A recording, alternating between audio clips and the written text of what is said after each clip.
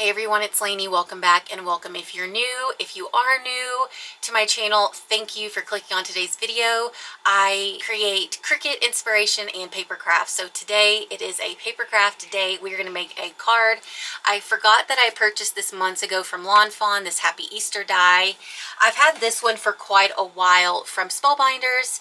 It is a stitched petal diamond background, but I'm not going to incorporate thread for this. I'm just going to use this beautiful die and let this stand alone as the card panel. I really think you're going to like this, and it just gives you another way to stretch these type of dies that you may have.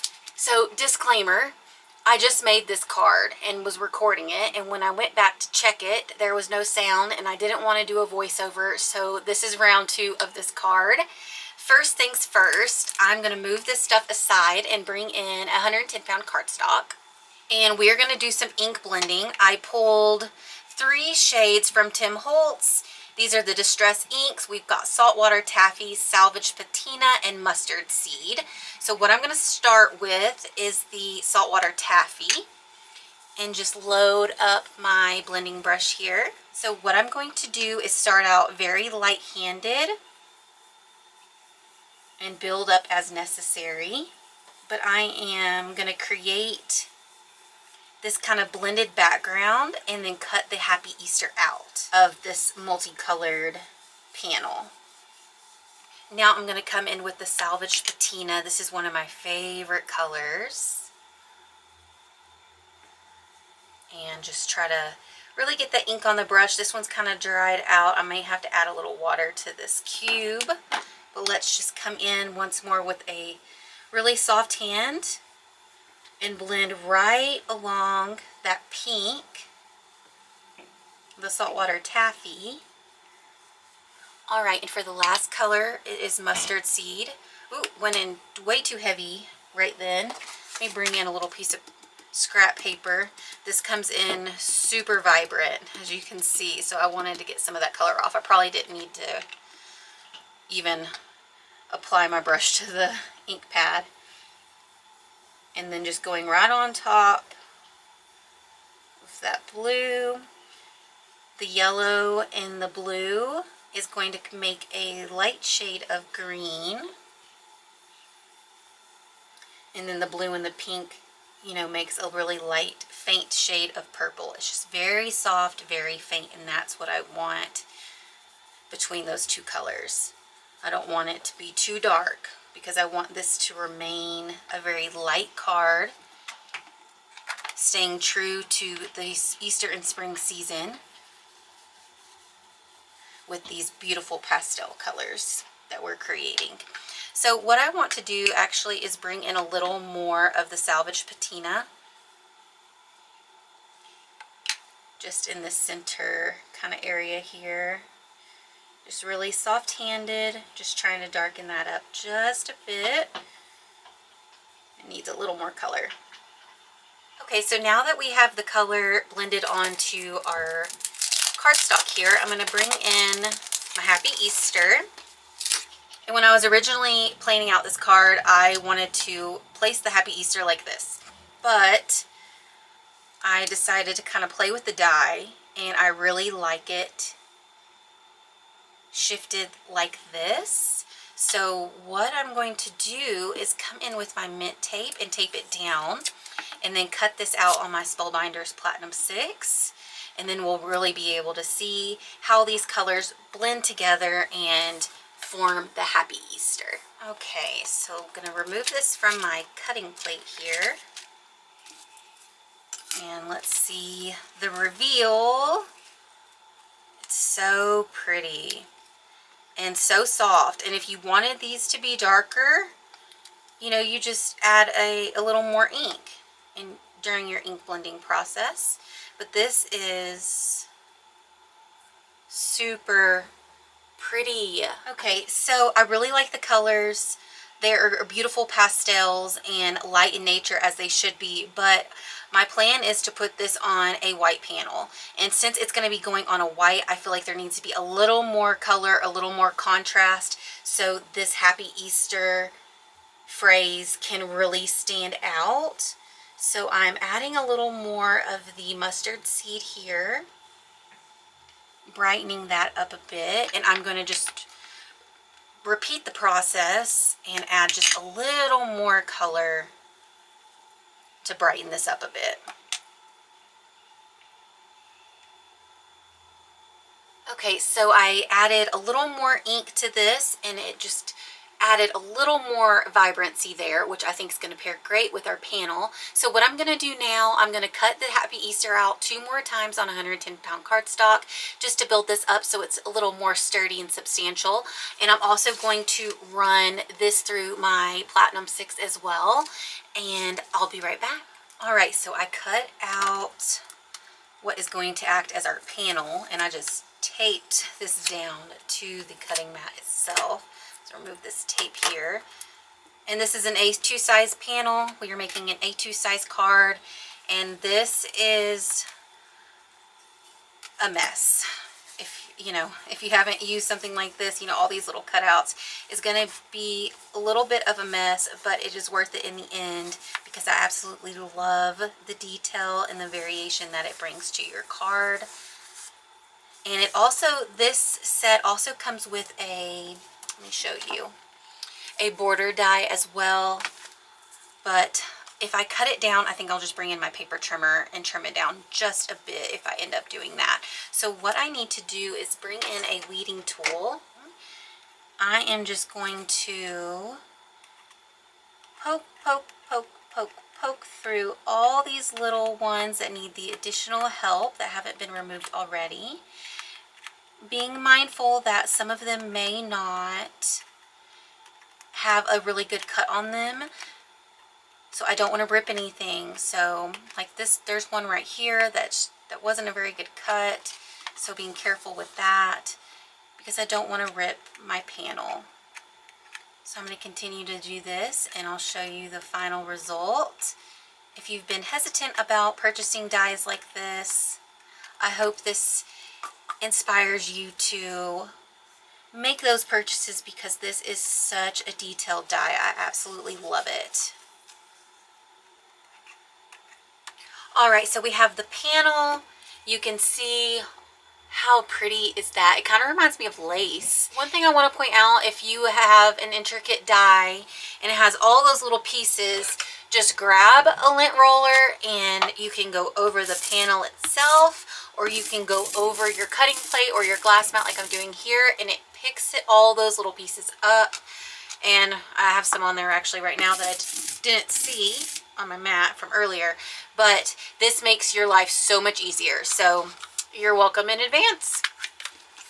So what I think I need to do now is bring in my card base, and this is an A2 size card in a landscape orientation, still a top folding card as you can see.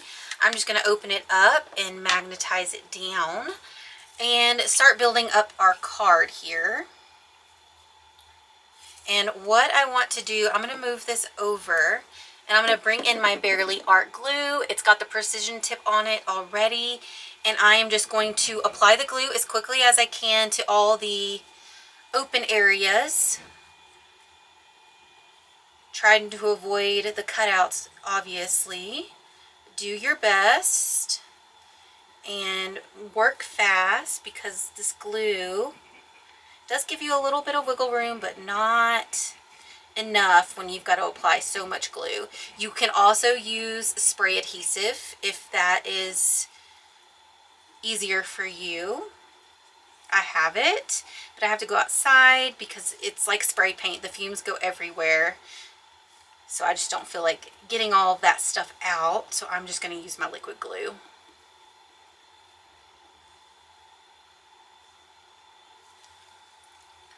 Alright, so very carefully picking this up, and let's shift over our card base and going to place it down and make sure it's positioned. And I'm just adding a little pressure with my hands just to help everything get stuck down because I don't want any lifting. Okay, so for the next step, we need to layer our Happy Easter. And now you can see how pretty are those colors, the font style, on top of this detailed cutout. I just love this die. Okay, so just going to apply a little glue here and build the Happy Easter up 3 times, or with 3 layers. You know what I mean. All right, so we have our panel glued down to our card base. I'm going to move this into the center of my glass mat here. And now we have the Happy Easter. So I'm going to go ahead and make this permanent as well. And my thought for the next step, instead of just adding embellishments or a sub-sentiment, I thought that adding some little flowers would be a nice touch for this Easter card. Righty. Trying to do my best to visually center this. Shift it over a bit. I'm going to bring in my stamp block here and place my magnet on top, and that just was really allowing some pressure there, more pressure than just the stamping block can give. Gotta put the pin back in. Okay. All right, so now for the flowers, I pulled 2 of my scrap colors from Concord and Ninth. We have Ballet Slipper and then Sprout. And I have this detailed cutting die with these little bitty flowers. So I decided to pull this because all of my other dies, the flowers are too large, and I don't want to take away from the ink blending that we did. I don't want to take away from the detailed panel. I just want to add a little something else, but have it complement and not take away. So we've got those 2 little flowers there, and I thought that it would be nice to see how the leaves looked as well. And when I was picking these colors out, I was just looking at the ink blending, and once you mix the blue and the yellow, you get a little bit of that green, which Sprout matches perfectly. And obviously with the pink side over here, I really liked the Ballet Slipper for this to match this pink. Alrighty, so what I'm going to do is tape this stuff down, and I'm going to run it through my Spellbinders again. I'm going to cut out the flowers twice and the leaves twice. So I'm just going to get these placed, taped, and I'm going to go ahead and run them through real quick. Okay, so for the second cutout here, being very careful with these little leaves because they are super tiny, but they are going to work great for this card. Okay, so I cut out the leaves and the little flowers.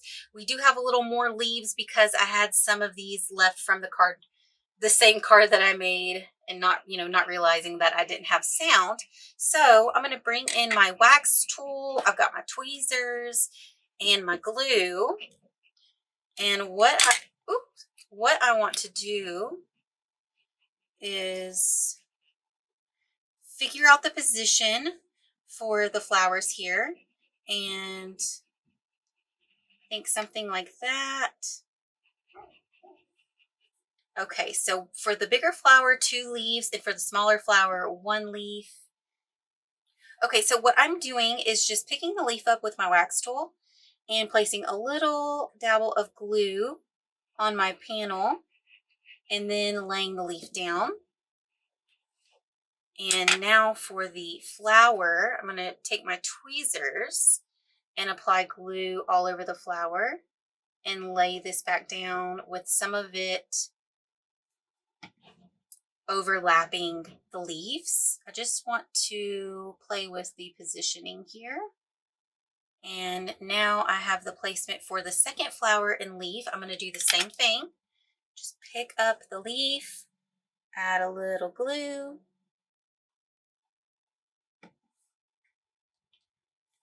and for the flower, bring in the tweezers.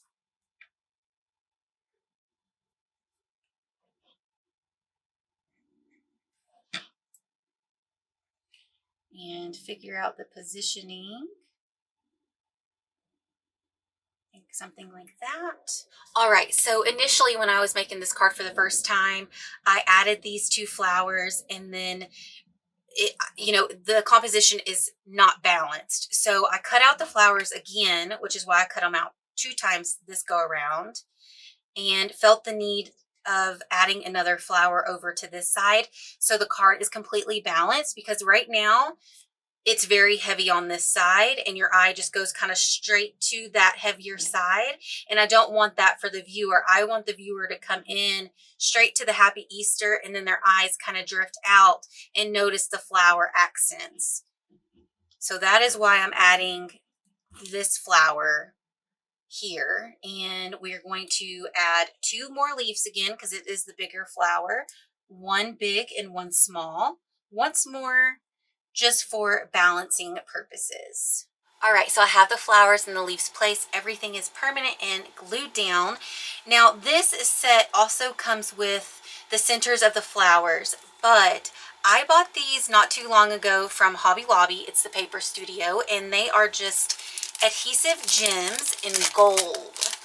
And it's 2 sizes. It's got the really small ones and then the larger ones. Let me get a tool here. And I thought that it would be really neat to add these as the center of the flowers instead of more paper. How nice is that? And I also like the shine that it gives the card because everything is very soft. And I love the pairing of the gold with the pastels as well. This flower, I feel like I placed it a little too far down. It's too close to that E, but it's glued down now. I can't change it, but ideally I would want that shifted up just, man, probably 2 millimeters, honestly, just a bit. But there you have it. All right, everyone, this is the finished card. Once more, an A2 size top folding card in the landscape orientation. I hope this was inspirational to you. Definitely go through some of your older supplies and see what you can work with for this upcoming season of Easter and spring. Always remember to like, share, and subscribe. And as always, thank you so much for watching, and I'll see you in the next one. Bye, guys.